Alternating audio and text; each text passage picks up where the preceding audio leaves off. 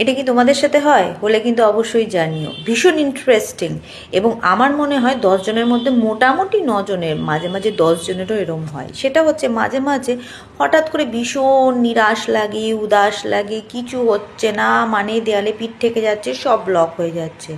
হয়তো এখন যা লাইফস্টাইল না বস, সবার সাথেই মোটামুটি 19-20 এরম হয়।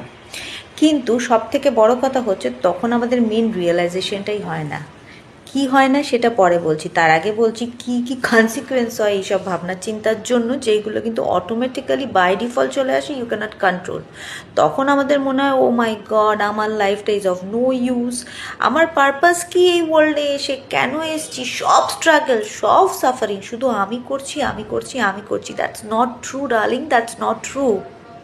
জাস্ট লুক অ্যারাউন্ড, চারিদিকে তখন তাকাও, নিউজ পেপারটা পড়ো, টেলিভিশনটা খুলে নিউজটা দেখো, দেখো some people are struggling like hell, তবুও তারা কিন্তু সার্ভাইভ করতে চাইছে। আর সব থেকে ইন্টারেস্টিং কি জানো, যে যখন আমরা যেটা চাইছি সেটা পাচ্ছি না, তার মানে কিন্তু that is not denial of god. ভগবান চাইছে না যে তোমায় এটা দিক, একদমই নয়।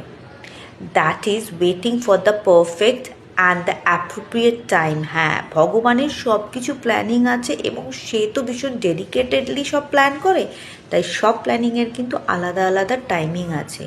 কিন্তু সেই টাইমিংটার যখন আমাদের ওয়েট করতে হয়, তখনই আমরা কিন্তু ভুল একটা কনসেপশন আমাদের মধ্যে নিয়ে নিই যে দেখো আমরা এত প্রে করছি, এত বলছি, ভগবান দিচ্ছে না। আরে না বস না, ওয়েট করে দেখো, ঠিক টাইমে ঠিকটা পাবে, হয়তো যেটা চেয়েছিলে তার থেকে অনেক বেশি পাবে।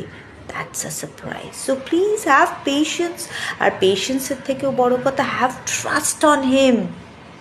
তুমি তো নিজের ডিসিশন এই ওয়ার্ল্ডে আসুনি, সে পাঠিয়েছে। সো যখন তোমার কিছু চাই, তুমি যখন চাইছো তখনই সেটা হবে। How come? এটা ভাবাটাও তো ভুল না। So wait, have patience, have trust.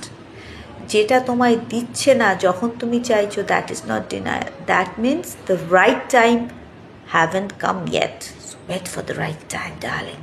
Bye.